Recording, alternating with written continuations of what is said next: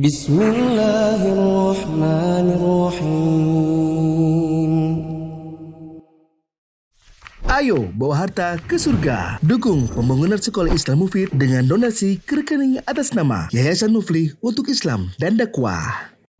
Bismillahirrahmanirrahim. Assalamualaikum warahmatullahi wabarakatuh. Alhamdulillahirabbil alamin. Wassalatu wassalamu ala asyrafil anbiya'i wal mursalin wa ala alihi wa ashabihi ajma'in. Hadirin jamaah yang dirahmati Allah, kita bersyukur kepada Allah pada hari ini bisa kembali melanjutkan kajian mulia dengan manhaj salaf yang ditulis oleh Al-Ustadz Yazid bin Abdul Qadir Jawas hafizahullah ta'ala. Dan pada malam hari ini kita akan masuk dalam ciri-ciri ahlul bid'ah, atau siapakah yang dikatakan ahli bid'ah. Jemaah yang dirahmati Allah, sebelum kita lanjut membaca apa yang ditulis oleh Ustadz Yazid, kita butuh untuk mencatat terlebih dahulu. Pertama, bedakan antara pelaku bid'ah dengan ahli bid'ah. Bedakan antara pelaku bid'ah dengan ahli bid'ah. Pelaku bid'ah secara umum adalah kaum muslimin yang mereka mengerjakan kebid'ahan karena kejahilan. Secara umum mereka adalah kaum muslimin yang mengerjakan kebid'ahan karena kejahilan, ketidakpahaman, sekedar ikut-ikutan.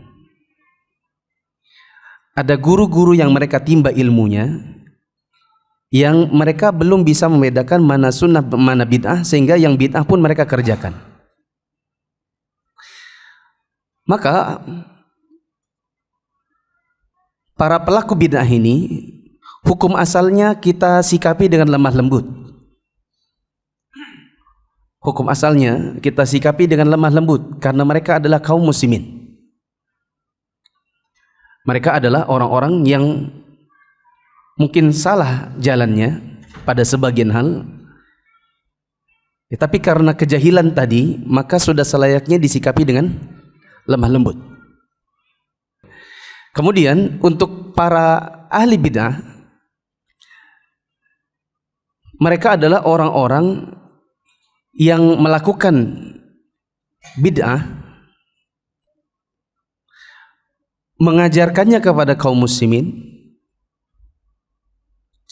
dan mereka mengajak kaum muslimin untuk membenci dan memerangi orang-orang yang menentang perbuatan mereka.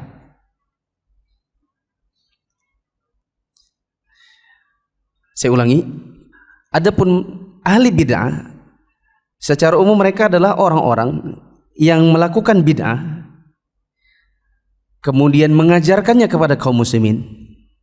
Jadi bukan cuma melakukan, tapi juga apa? Mengajarkan alias mendakwahkannya, serta mengajak kaum muslimin untuk memerangi dan membenci orang-orang yang menentang perbuatan bid'ah mereka.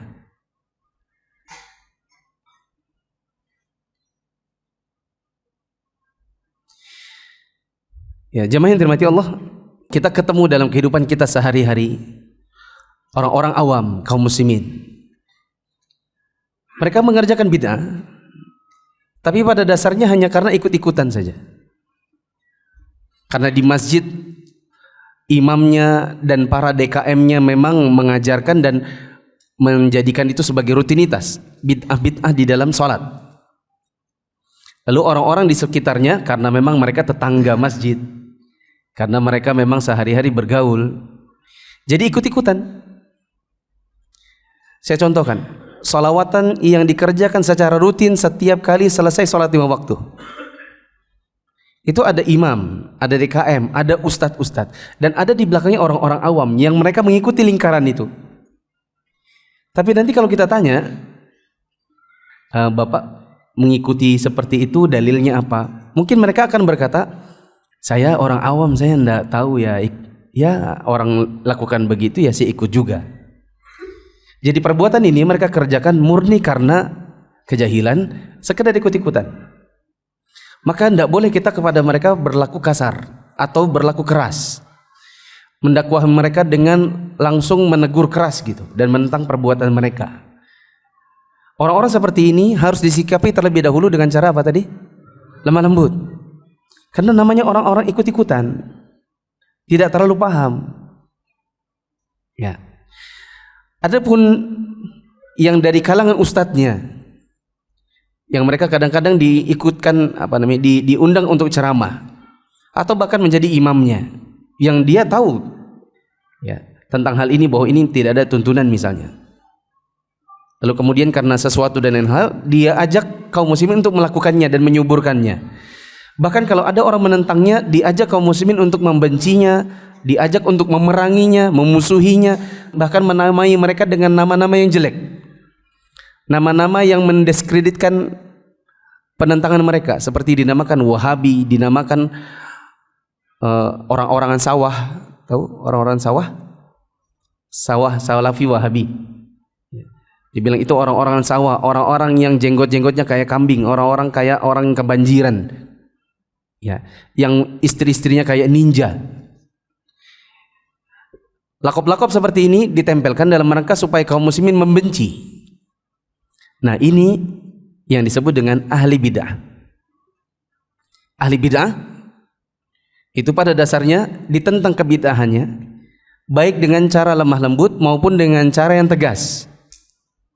Beda tegas dengan keras. Ya, beda dengan tegas dengan keras. Bahkan sebagian ulama salaf di zaman dahulu mereka menyikapi ahli bid'ah itu dengan cara menjauhkan kaum muslimin dari mereka. Dengan cara dikatakan tidak boleh ngaji sama mereka, tidak boleh mengikuti pengajian-pengajian mereka. Seperti ada seorang di zaman dahulu, meskipun ada ikhtilaf ulama tentang profilnya orang ini, namanya Al-Haris Al-Muhasibi. Sebagian ulama ada yang mengambil ilmunya ya karena mungkin ketidaktahuan, seperti Al-Imam An-Nawawi ya. Maksud saya bukan berguru tapi meriwayatkan sesuatu darinya.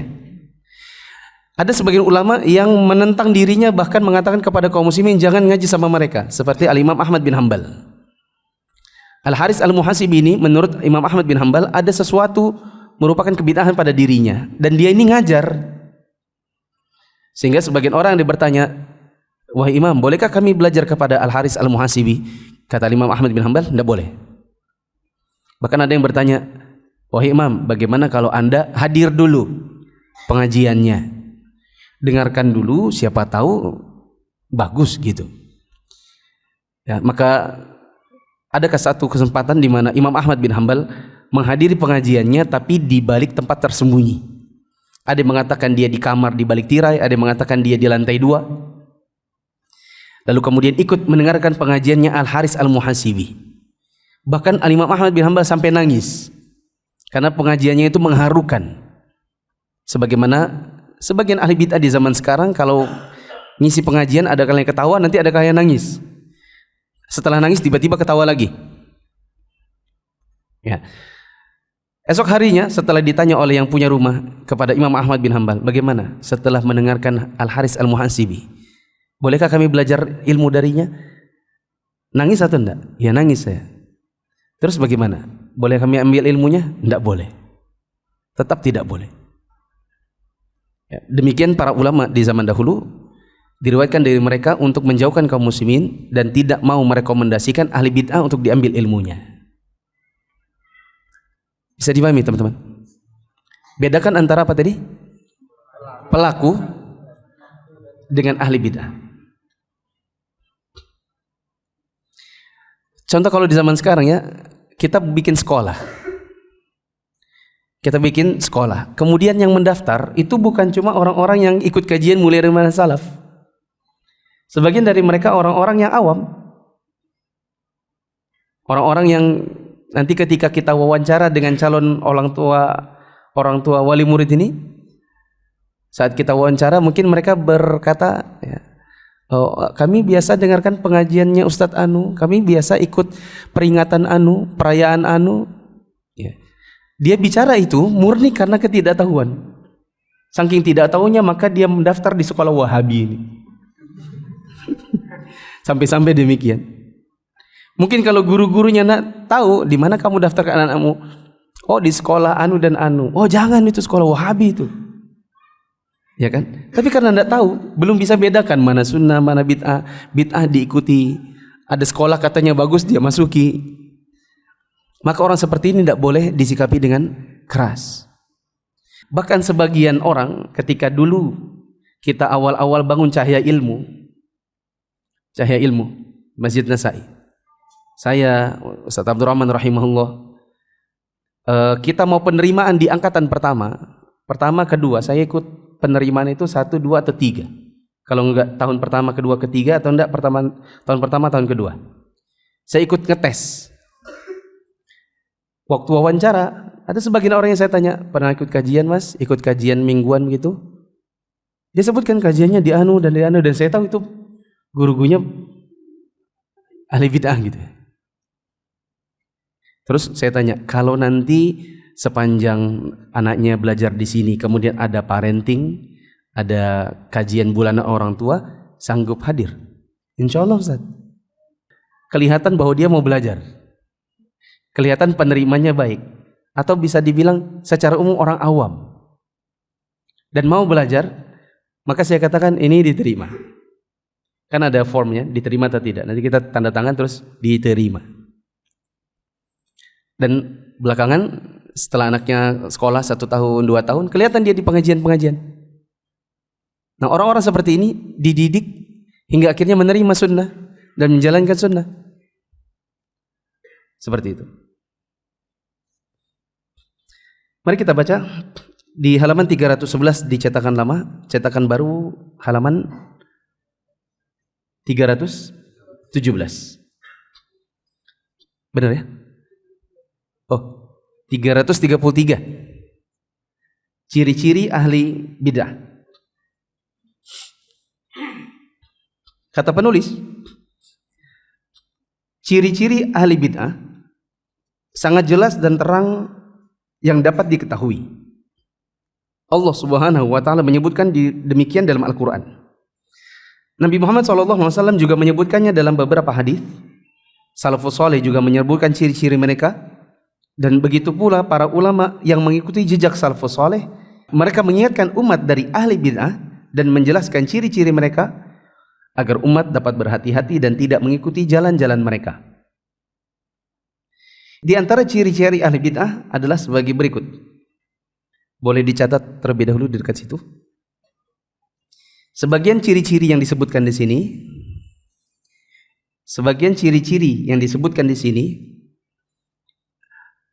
ada ciri-ciri yang bersekutu padanya baik ahli bid'ah maupun kaum muslimin secara umum. Sebagian ciri-ciri yang disebutkan di sini, ada ciri-ciri yang bersekutu pada ciri-ciri ini. Siapa? Ahli bid'ah itu sendiri dan orang awam kaum muslimin. Sehingga kadang-kadang orang awam pun kita lihat punya ciri-ciri ini. Adapun ahlu sunnah tidak punya ciri-ciri ini. Adapun ahlu sunnah, penuntut ilmunya tidak punya ciri-ciri ini. Mari kita baca terlebih dahulu. Ciri-ciri yang pertama adalah jahil tentang tujuan syariat. Tujuan syariat, jamaah yang dirahmati Allah, itu menjaga 5 hal. Apakah ahli bid'ah mereka jahil pada masalah ini? Saya katakan belum tentu. Belum tentu seorang ahli bid'ah jahil terhadap 5 hal yang merupakan tujuan syariat ada. Sedangkan orang awam kaum muslimin pasti tidak tahu. Bahkan jangan itu, ahlus sunnah penuntut ilmu pun bisa jadi tidak tahu yang 5 ini. Siapa yang sudah tahu? Sebutkan tujuan syariat itu ada 5. Menjaga apa yang 5 ini? Nasab, terus agama, harta, akal, jiwa. Tidak semua dari teman-teman paham. Ini menunjukkan bahwa ahlu sunnah yang awam belum tentu juga hafal. Ahli bid'ah mungkin ada yang hafal 5 ini. Adapun kaum muslimin secara umum yang awam ini tidak tahu. Ada 5 yang dijaga di dalam Islam. 1, agama. 2, jiwa.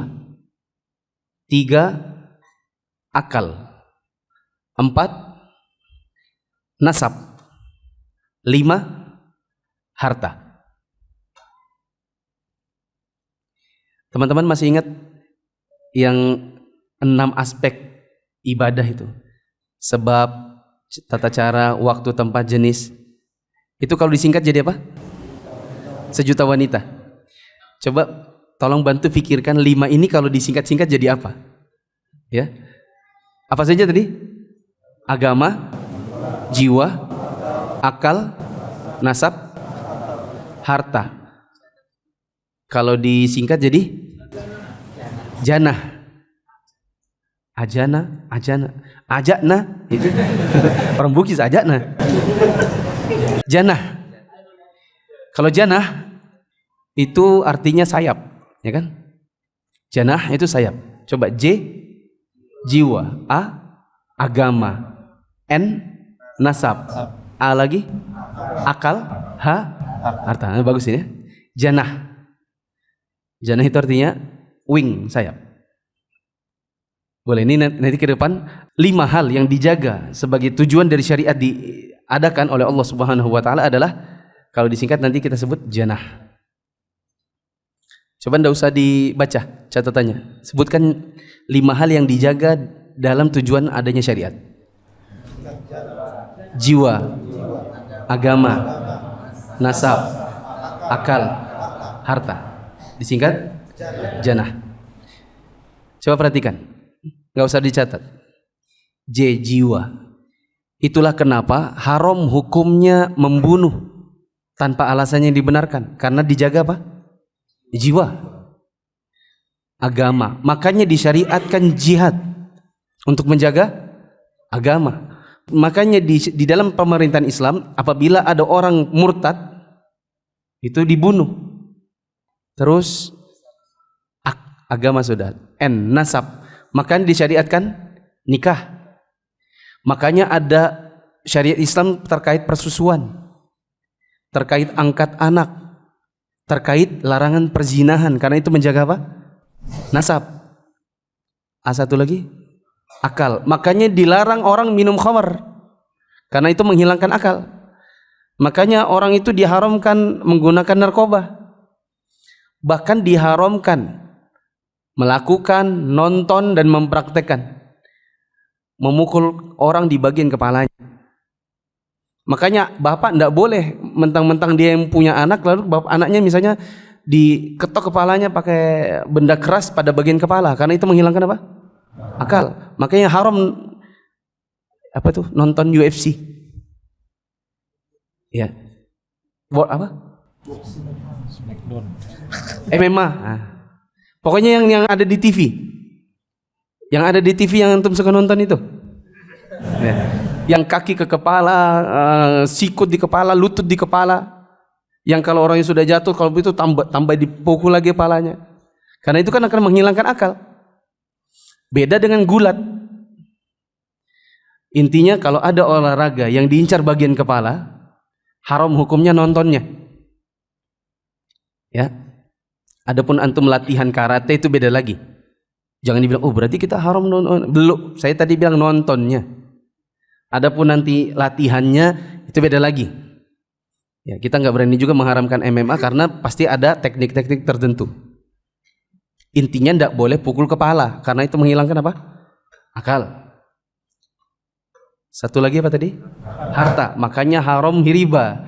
Makanya haram mencuri. Makanya haram melakukan kezaliman kepada hartanya orang lain. Makanya tidak boleh tidak bayar hutang, harus bayar hutang, begitu. Ahli bid'ah kadang tak paham ini. Makanya mereka tidak menjaga agama kaum muslimin. Makanya mereka ajarkan adalah bid'ah. Hanya saja saya juga bilang tadi, kadang-kadang awam kaum muslimin itu juga tidak paham yang 5 ini. Bahkan ahlu sunnah, penuntut ilmunya kadang-kadang tidak hafal. Ya. Maka nomor 1 ini termasuk ciri yang bersekutu padanya ahli bid'ah, orang awam kaum muslimin. Nomor 2, berfirqah-firqah atau bergolong-golongan dan memisahkan diri dari jamaah kaum muslimin. Ini artinya punya sekte-sekte tertentu, punya golongan tertentu di mana mereka melakukan baiat kepada pemimpinnya. Berbaiat pada pemimpinnya untuk mentaati pemimpinnya dalam segala hal. Bahkan kadang-kadang meskipun bertentangan dengan Al-Quran dan Sunnah, kalau itu adalah keputusan golongannya maka harus diikuti. Bila ini yang dilakukan maka jatuhnya adalah kepada ahli bid'ah, orang-orang yang menjadi petinggi-petingginya. Makanya para ulama juga di zaman sekarang ya, melihat fenomena yang ada, mereka melarang orang untuk mendirikan partai-partai meskipun labelnya Islam. Karena misalnya ada 5 partai Islam, masing-masing akan mengajak kaum muslimin untuk mengikuti partainya, ya atau tidak? Dan melarang kaum muslimin untuk mengikuti partai yang lain. Mana ada misalnya partai A lalu bilang, ayo di pemilu nanti ikut partai B. Semuanya pasti akan bilang ikut partai kami, sehingga kaum muslimin pun berpecah belah. Yang ketiga, selalu berdebat dan bertengkar tentang masalah yang sudah jelas, namun mereka tidak punya ilmu tentangnya. Namun yang nomor 3 ini, kebanyakan yang punya ciri begini adalah orang awam.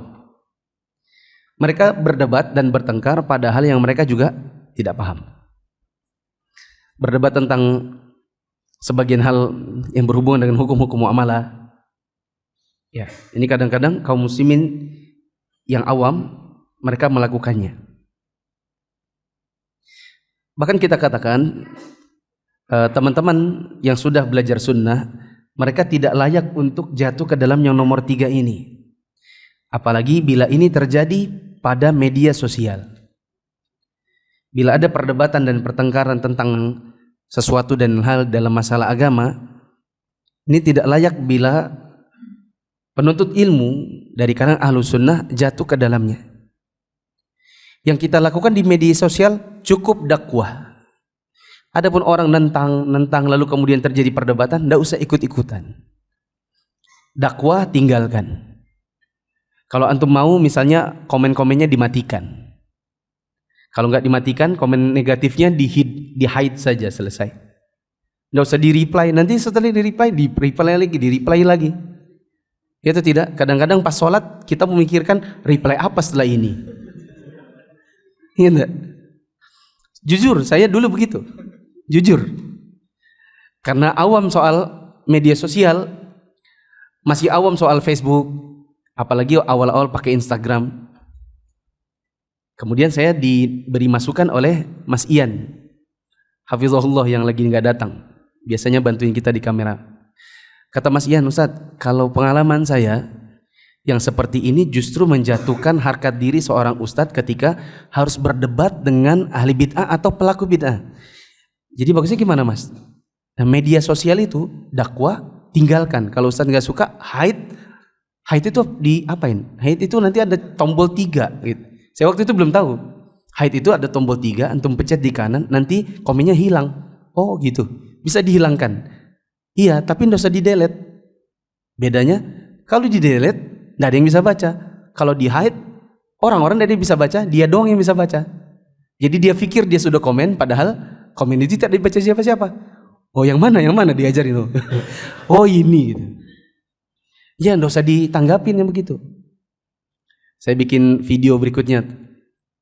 Waktu itu menanggapi ustadz-ustadz akhir zaman.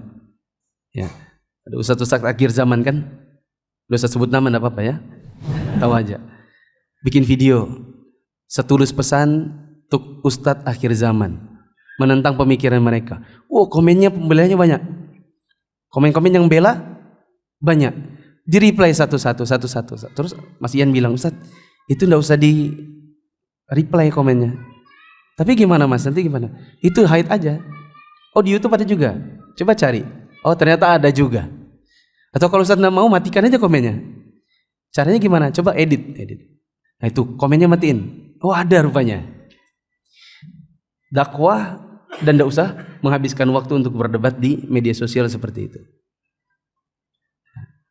Mungkin karena kita belum terlalu tahu, ya kadang-kadang kita layani padahal habiskan waktu. Ya lama-kelamaan kita pikir ya benar juga. Ngapain habiskan waktu?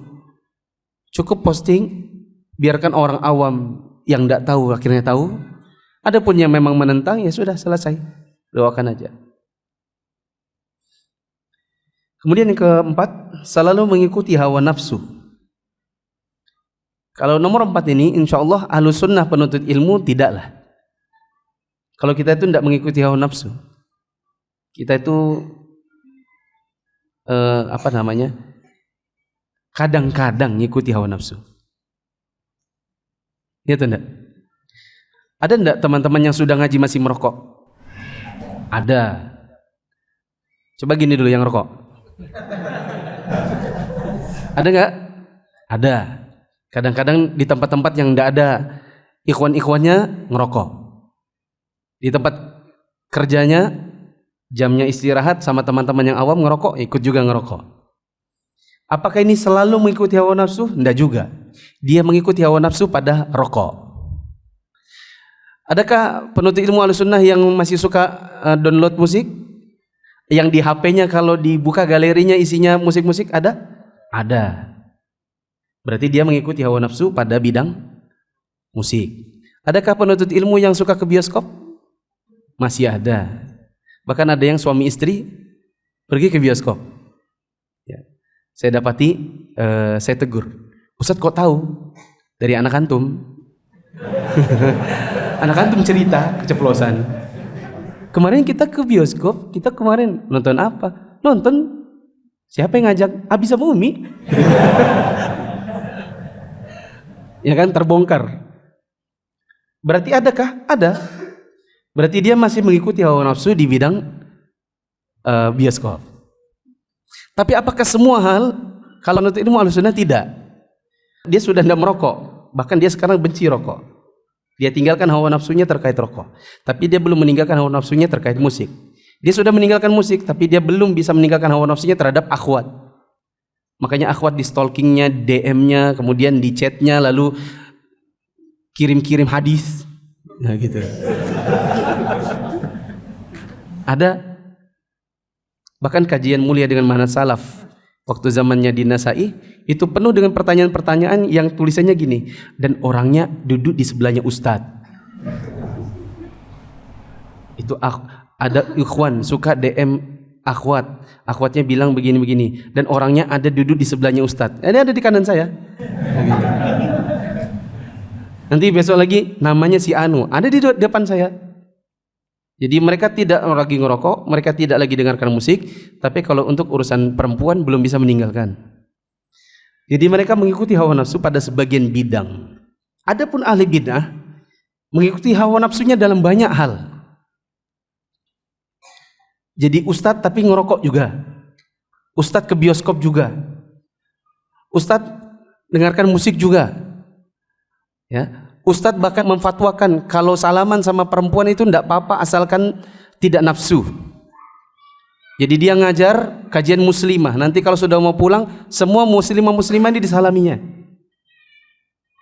Duduk bareng sama akhwat. Kalau rapat-rapat, ini ustadznya sendiri, akhwat ngelilingi dia. Dan sangat tidak suka pakai hijab. Bahkan menentang hijab. Padahal hijab juga sebenarnya tidak ada masalah dan tidak ada susahnya. Misalnya ada sekolah, kan ada guru laki, ada guru perempuan. Rapat bisa nggak pakai hijab? Di Mufid pakai hijab nggak? Beda ruangan. Tapi artinya ada pembatas. Susah atau enggak? Enggak susah. Tapi ada sebagian, udah ngapain sih pakai hijab-hijab kayak gini? Buka aja. Orang nggak nafsu juga, katanya. Besok-besoknya selingkuh. Ya, menentang pada banyak hal. Bahkan ini di buku saya ini saya tulis bioskop. Karena saya tahu ada sebagian yang diulamakan di sebagian manhaj. Saya tidak usah sebutkan manhajnya apa, syekhnya namanya siapa, tapi ini ulama besar di kalangan mereka. Sebut nggak ya? Pengen nyebut rasanya. Tidak apa-apa, sebut sesekali ya. Jangan. Orangnya sudah wafat. Ya, kita khawatirkan kalau kemudian dia sempat bertaubat sebelum dia wafat. Yang jelas dia memfatwakan bolehnya pergi ke bioskop. Bahkan wajib pergi ke bioskop. Saya tidak ngada-ngada ini. Karena dulu saya mau tahu apa fatwanya beliau. Karena kok guru-guru yang manhajnya kayak dia, ikhwan-ikhwan yang manhajnya kalau dia kok seperti itu. Bahkan kadang-kadang mempromosikan orang, mari ke bioskop, ada film baru, mereka bilang ini film Islami. Ya, bahkan sebagian dari ustadz-ustadznya jadi pelakonnya, jadi aktor meskipun figuran saja. Ya. Atau ustazah-ustazahnya jadi aktrisnya, pemeran wanitanya. Saya mau tahu fatwanya, maka saya buka-buka, difatwakan boleh pergi ke bioskop, bahkan bisa jadi wajib, asalkan bioskop itu tidak bercampur baur laki-laki dan perempuan. Bioskop mana yang begitu? Mana di dunia ini bioskop khusus akhwat, khusus ikhwan atau khusus akhwat ada? Atau di Balikpapan misalnya dibikin, di Indonesia lah, dibikin bioskop hari Ahad jam 10 sampai jam 12 khusus akhwat, ada?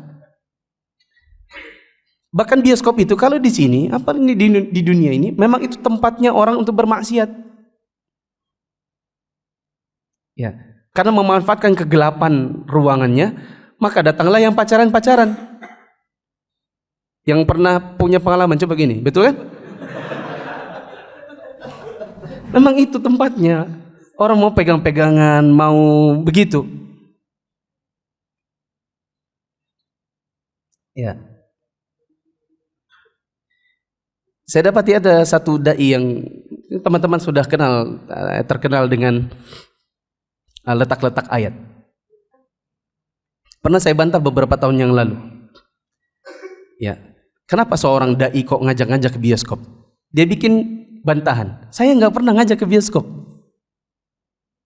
Sementara kalau kita lihat rekamannya, betul-betul dia berkata, ya kepada teman-teman semua, ini ada film namanya Haya. Ya, ini adalah film yang bagus berkenaan dengan Palestina, bla bla bla bla. Mari kita. Itu apa artinya? Ngajak. Ya. Wallahu a'lam bishawab. Maka ini kita katakan ya, di antara ciri ahli bid'ah adalah mengikuti hawa nafsu dan mengajak kaum muslimin untuk melakukannya. Yang kelima, ciri ahli bid'ah adalah mendahulukan akal di atas wahyu. Dan ini adalah ciri yang dominan. Boleh dilingkari nomor 5. Ini menunjukkan bahwa ciri ini kita lingkari karena memang ini cirinya ahli bid'ah. Adapun orang awam tidak seperti itu. Orang awam itu tidak tahu dia mana akal, mana wahyu. Ya, bahkan dia tidak ngerti Al-Quran, Sunnah, tidak paham. Adapun ahli bid'ah, dia tahu ada Al-Quran, dia tahu ada Sunnah, tapi kalau bertentangan dengan akalnya, maka dia tolak. Dan dia ajak kaum muslimin untuk melakukan apa yang dia yakini ini. Didahulukan akal daripada wahyu. Contoh, riba. Orang awam kadang-kadang jatuh ke dalam riba, tapi mereka nggak bela diri. Orang awam kadang jatuh ke dalam riba, tapi tidak pernah bela diri. Kalau kita tanya, Bapak Ibu kenapa kok pinjam sama rentenir? Soalnya sudah kepepet. Tapi kalau ahli bid'ah, kadang-kadang mereka membela pemikiran ini. Ahli bid'ah kadang-kadang mendahulukan akal di atas wahyu. Mereka bilang, memangnya kenapa kalau Allah dan Rasulnya bilang itu riba, orang kita ikhlas? Ya. Coba teman-teman, kalau antum misalnya pinjam duit sama orang 100.000, padahal antum lagi kepepet, ya kan?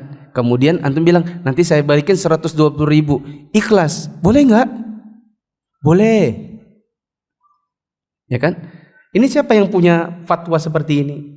Bahwa riba itu boleh karena ikhlas? Ahli bidah. Ya, ini kalau saya zaman tahun 2016 saya sebutkan nama-namanya orang-orangnya. Cuman sekarang saya sudah lebih lemah lembut soalnya. Jadi ada kalanya saya sebut nama, ada kalanya saya pikir ndak usah sebut nama. Apalagi di satu sisi zaman sekarang ini susah karena nanti kalau sudah masuk undang-undang ITE gitu. Sudah berapa ustadz kita yang dipersekusi massa karena dirasa menyebutkan nama-nama ya.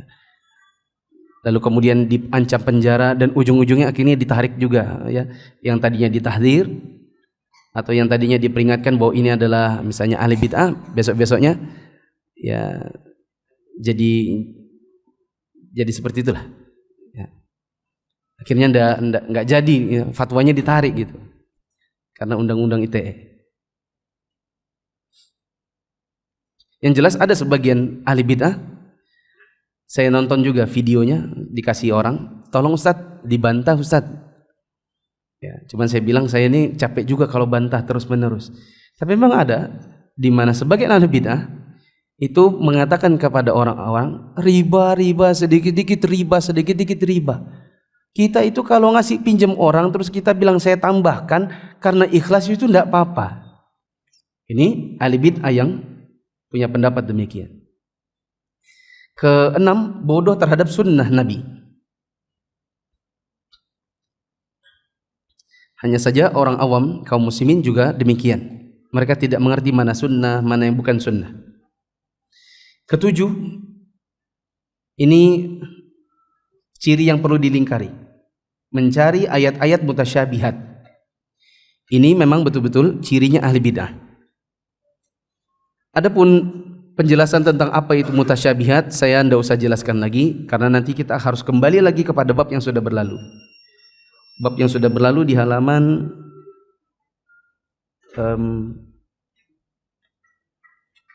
sekitar 200-an.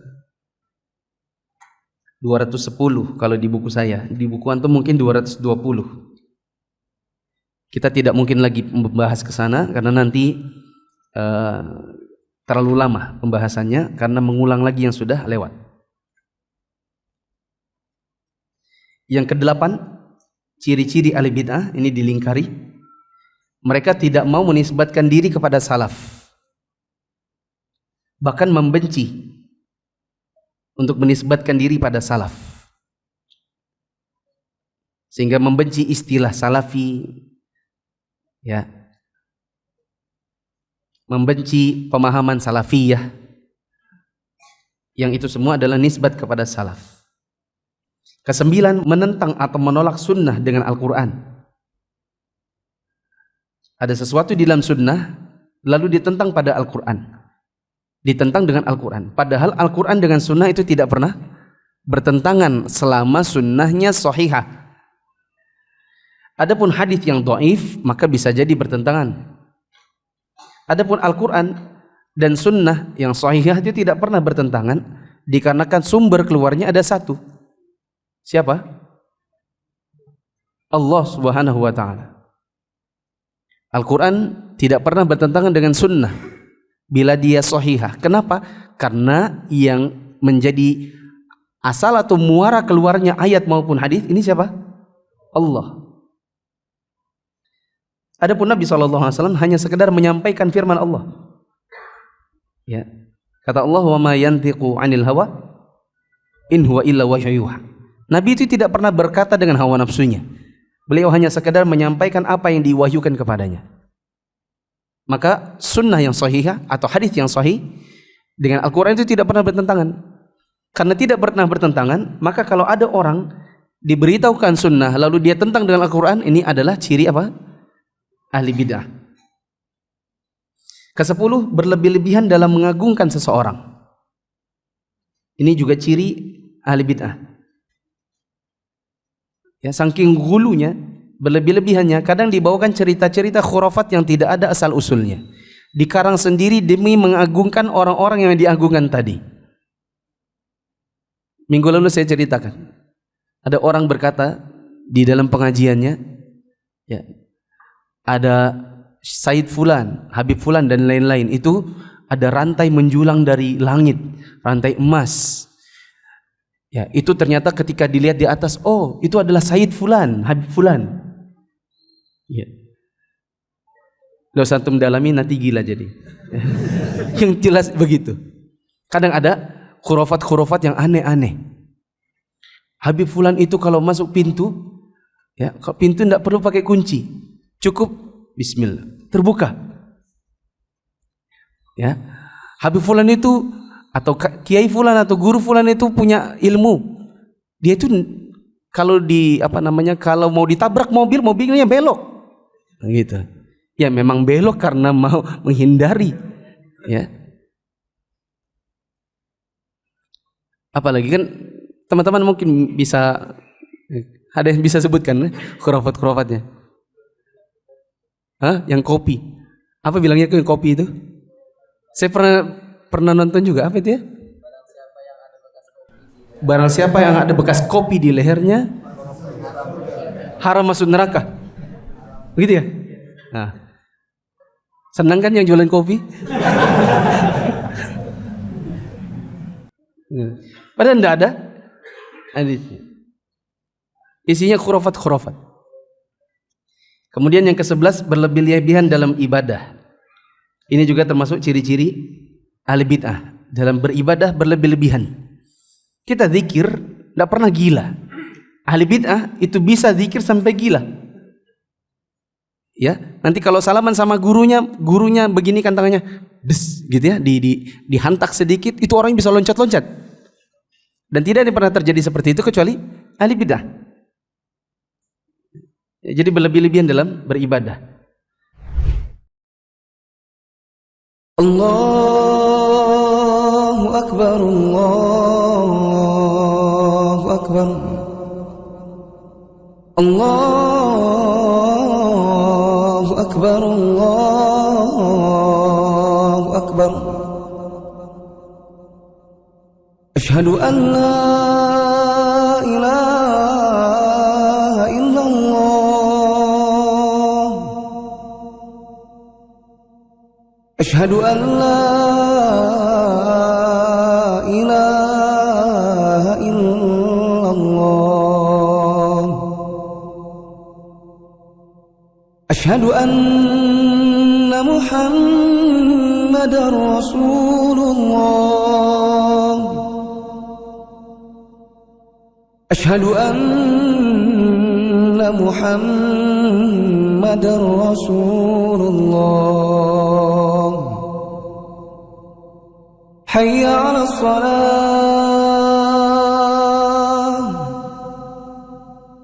hayya 'alas salah, hayya 'alal falah, hayya 'alal falah. Allahu Akbar, Allahu Akbar, la ilaha illallah.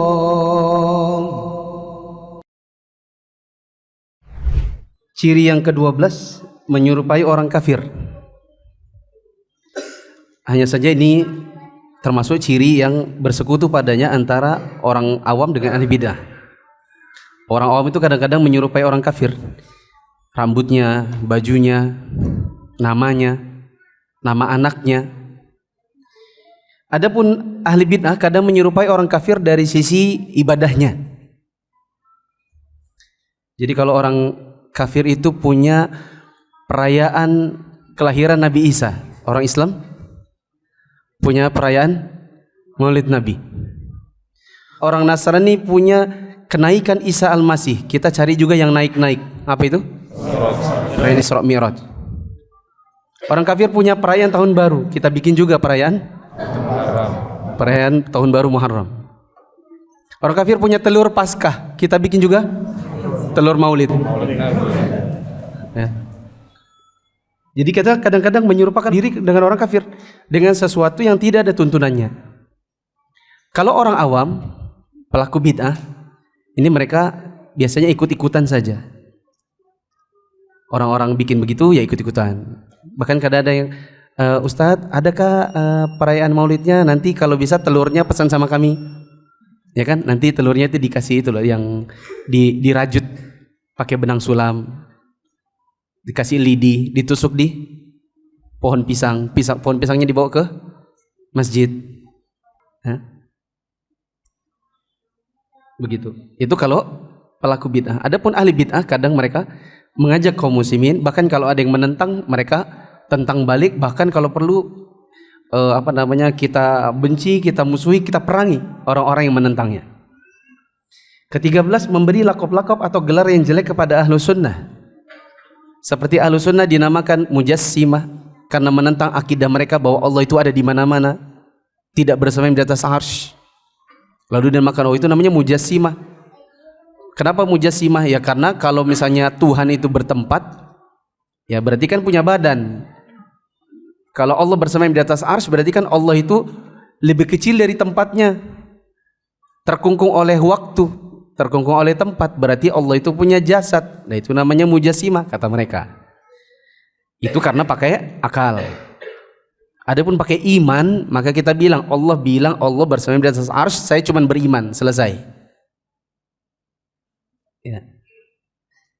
Kita nggak pakai akal, nggak perlu difikirkan. Oh, Allah bersemayam di atas arsy, berarti ada ruang berupa arsy itu lebih besar daripada Allah, makanya Allah ada di atasnya. Sedangkan kalau Allah lebih besar, arsy-nya lebih kecil, nanti kan jatuh. Difikirkan demikian, makanya jadi nggak beriman.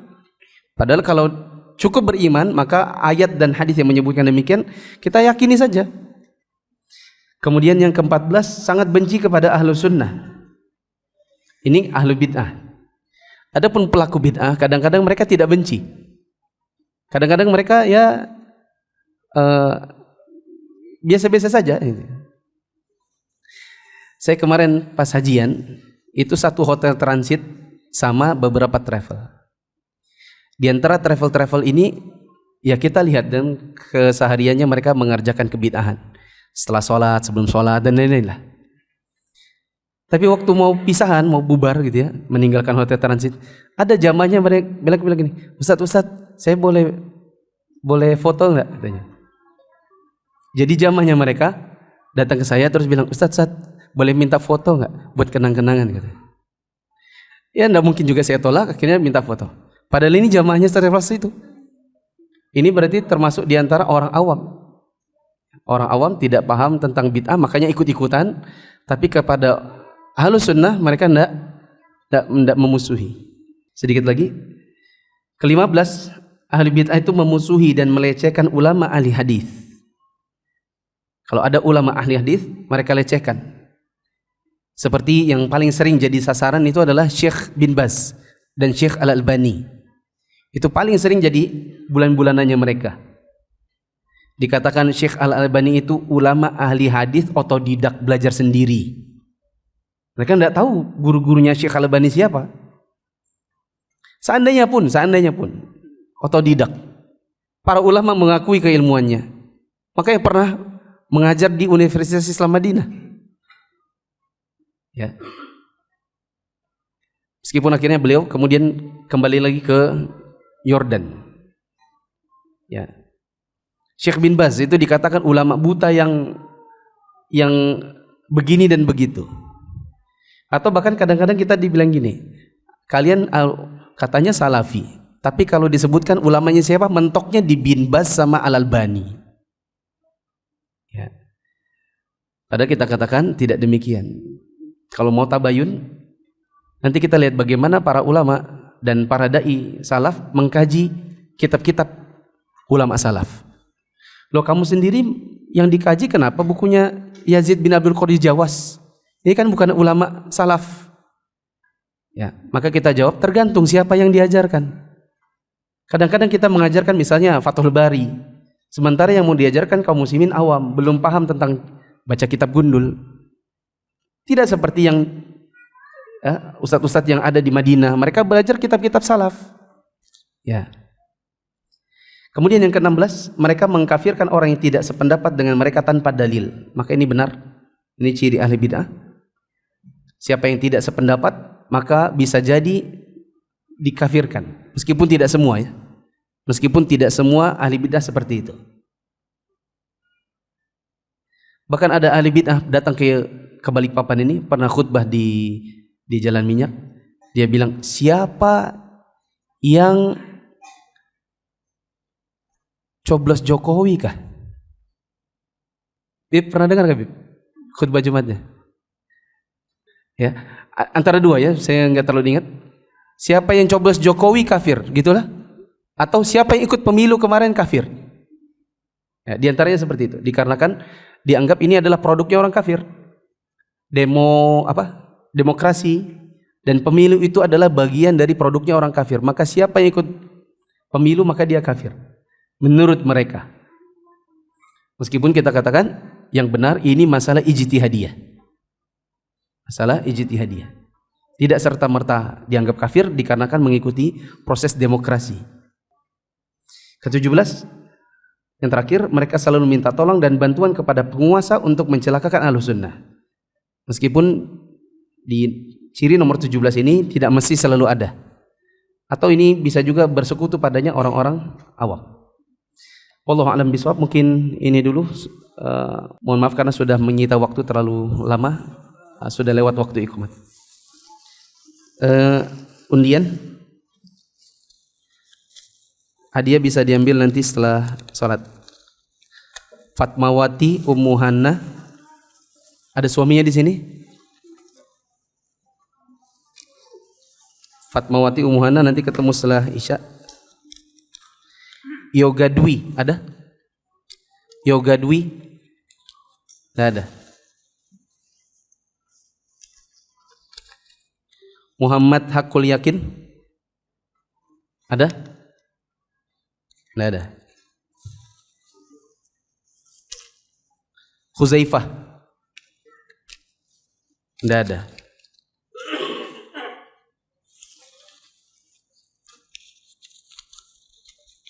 Abu Safa? Abu Safa yang mana? Oh apa? Mas Ali. Oke, Fatmawati dan Abu Safa. Subhanakallahumma wa bihamdika asyhadu an la ilaha illa anta astaghfiruka wa atubu ilaik. Assalamualaikum warahmatullahi wabarakatuh.